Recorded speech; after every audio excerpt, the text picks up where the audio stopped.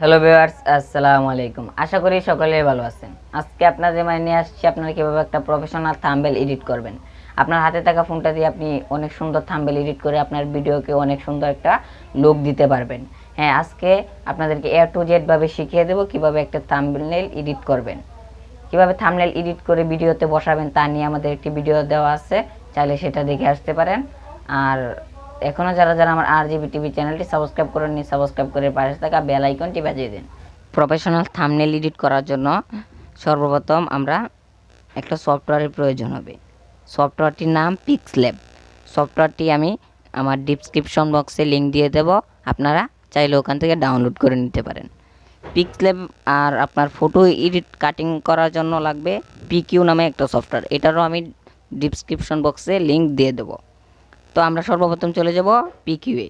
আমাদের যেই থাম্বনেলটা এডিট করার জন্য যেই ফটোগুলো নেব সেই ফটো কাটিং করার জন্য, এর জন্য আপনারা এখানে আসবেন, পিকিউতে আসবেন। আমার সর্বপ্রথম অ্যালাউ চাইবে, অ্যালাউগুলো দিয়ে দেবেন।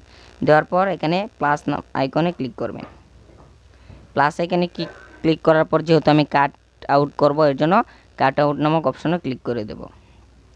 এখানে ক্লিক করে দেওয়ার পর আমি আমার যেই ফটোটা দরকার আমি সেটা কাটিং করে নেব। পিকচার সিলেক্ট করার জন্য যে পিকচারটা সিলেক্ট করবেন সেটার উপরে ক্লিক করে দেবেন। ক্লিক করে দেওয়ার পরে অ্যাড আসবে, আপনারা অ্যাডটা ব্রেকে কেটে দেবেন। কেটে দেওয়ার পর আপনাকে কোনো কাটিং করতে হবে না, অটোমেটিকলি কাটিং হয়ে যাবে। অটোমেটিকলি কাটিং হয়ে যাওয়ার পর আপনার যদি কোনো রকম কাটিংয়ে সমস্যা থাকে তাহলে এখান থেকে সিলেক্ট করে কাটিং আপনার নিজের ইচ্ছা মতো করে নিতে পারবেন। আমার একটু সমস্যা আছে, আমি সেটা করে নিচ্ছি। কাটিং করে দেওয়ার পর আপনারা এই যে উপরে রাইট নামক অপশনে ক্লিক করে দিবেন।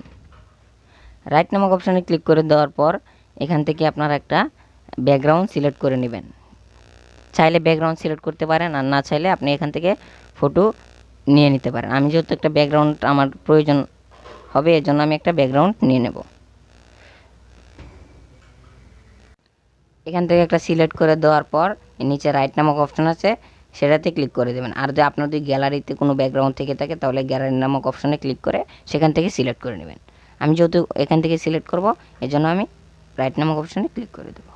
ক্লিক করে দেওয়ার পর আপনার ব্যাকগ্রাউন্ডটা কিন্তু সুন্দর হয়ে গেছে। আপনার পিকচারটা হালকা কালো রয়েছে।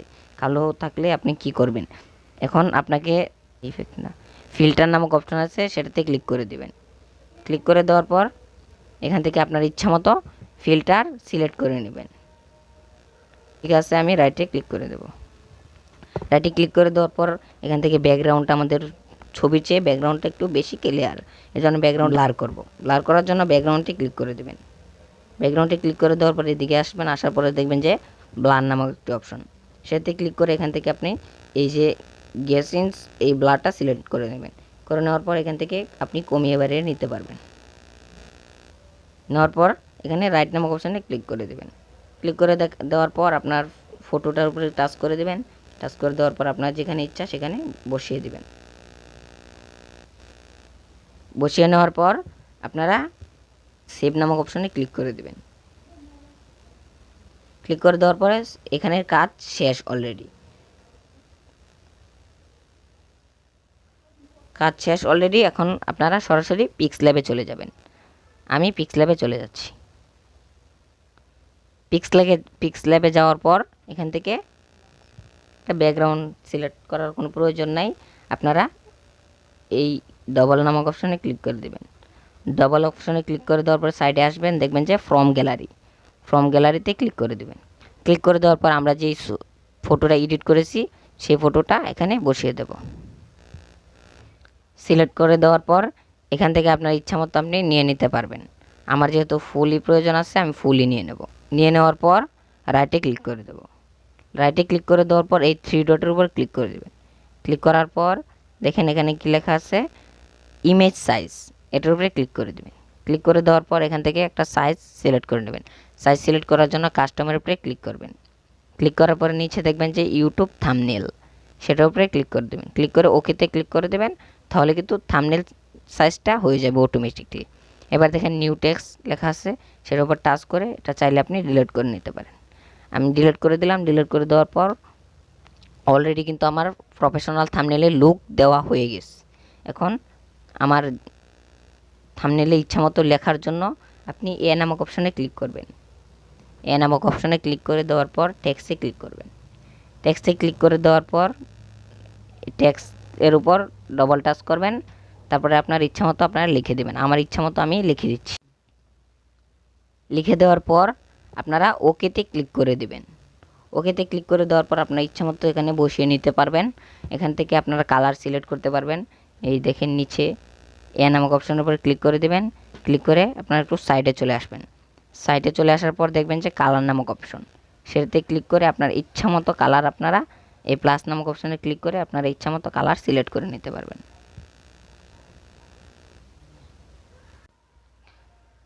সিলেক্ট করে দেওয়ার পর নিচে ওকে নামক অপশন আছে, সেটাতে ক্লিক করে দেবেন।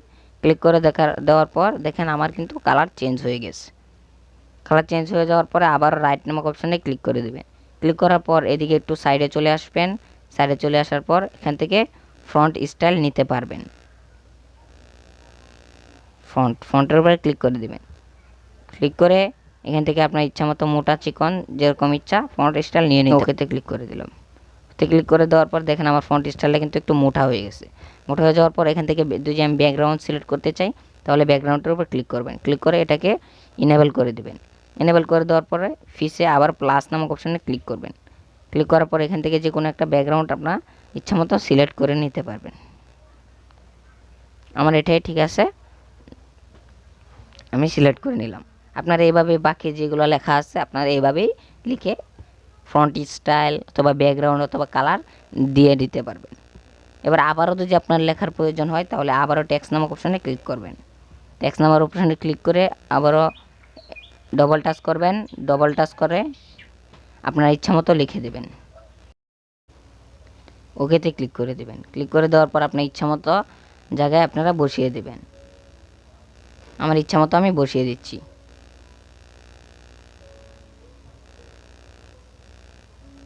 আপনারা এখানে এটার উপরে ক্লিক করে যে কোনো জায়গায় বসিয়ে দিতে পারবেন।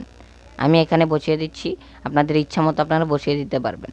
বসিয়ে দেওয়ার পর আবার আমি যেহেতু কালার চেঞ্জ করবো এই জন্য আবারও এই যে টেক্সটার কালার চেঞ্জ করব সেটার উপরে ক্লিক করে দেবো।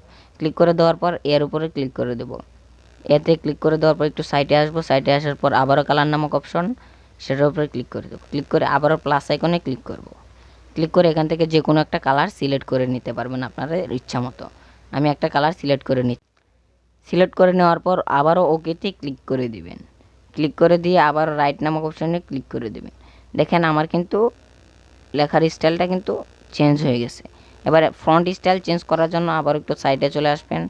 সাইডে আসার পর আবারও দেখবেন ফ্রন্ট নামক অপশন, এখান থেকে আপনি মোটা চিকন যে কোনো রকমের স্টাইল নিয়ে নিতে পারবেন। আমার ইচ্ছা মতো আমি সিলেক্ট করে নিচ্ছি, আপনাদের ইচ্ছা মতো আপনারা সিলেক্ট করে নেবেন। সিলেক্ট করে দেওয়ার পর ওকেতে ক্লিক করে দেবেন। ওতে ক্লিক করে দেওয়ার পরে এখানে বসানোর জন্য একটু সাইডে এনে আপনারা এই ট্যাপ নামক অপশনটাতে ক্লিক করে হালকা ছোটো বড়ো করে নিতে পারবেন। আমি আমার ইচ্ছা মতো করে নিচ্ছি। করে নেওয়ার পর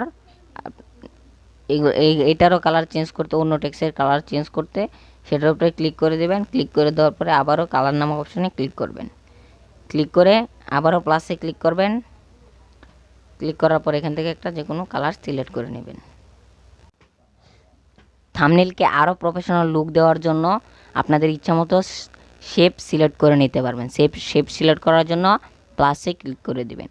ক্লিক করে এখানে ফ্রম গ্যালারি থেকে, আমার যেহেতু গ্যালারিতে সেট করা আছে এজন্য আমি ফ্রম গ্যালারিতে ক্লিক করে দেবো। আপনারা চাইলে এখান থেকে শেপস নামক অপশন থেকে শেপস করে নিতে পারবেন। আমি ডিসক্রিপশন বক্সে শেপসের লিঙ্কগুলো দিয়ে দেবো, আপনারা সেখান থেকে নামিয়ে নিতে পারবেন। সিলেক্ট করে দেওয়ার পর ওকেতে ক্লিক করে দেবেন। ওকেতে ক্লিক করে দেওয়ার পর আমি এটাকে একটু বড় ছোটো করে নেব। এই অপশনটাতে ক্লিক করে একটু বড় ছোটো করে নেব। করে নেওয়ার পরে এখান থেকে চাইলে আপনারা সোজা এবং বেঁকা দুটি করতে পারবেন এখানে ক্লিক করে, আপনাদের ইচ্ছা মতো। বসানোর পর আপনারা এ নামক অপশন, এটার উপরে ক্লিক করে এই মাঝখানটায় ক্লিক করে দিবেন। ক্লিক করে দেওয়ার পরে এখান থেকে একটু সাইডে চলে আসবেন। সাইডে আসার পর দেখবেন কালারটা ইনেবল করে দিবেন। ইনেবল করে আপনার ইচ্ছামতো কালার সিলেক্ট করে দিবেন। দেওয়ার পর এখানে লেখাটির উপরে রয়েছে, নিচে নেওয়ার জন্য এই ডবল ট্যাপ উপরে ক্লিক করে দেব। এটাতে ক্লিক করে দেওয়ার পরে এই ডটের উপরে ক্লিক করে দিয়ে নিচে টেনে নেব। নিচে টেনে নেওয়ার পর আমাদের ফ্রন্টটির নিচে কিন্তু চলে আসছে আমাদের শেপটি। এবার এটা কাটার জন্য আবারও এটার উপরে ক্লিক করে দেবেন। ক্লিক করে দেওয়ার পর দেখেন আমার লেখাটি কিন্তু আরও স্পষ্টভাবে ভাসছে, আরও আমার প্রফেশনাল থাম্বনেলটা আরও আরেকটা লুক পেল। এভাবে আপনারা আপনাদের ইচ্ছামতো থাম্বনেল এডিট করে নিতে পারবেন। আপনারা কীভাবে সেভ করবেন, সেভ করার জন্য এই শেয়ারও ক্লিক করে দিবেন। শেয়ারে ক্লিক করে দেওয়ার পর এখান থেকে আপনার ইচ্ছামতো কোয়ালিটি সিলেক্ট করে নিতে পারবেন। ঠিক ক্লিক করে দিলাম। ক্লিক করে দেওয়ার পরে সেভ টু গ্যালারিতে ক্লিক করে দেব। ক্লিক করে দেওয়ার পরে আমার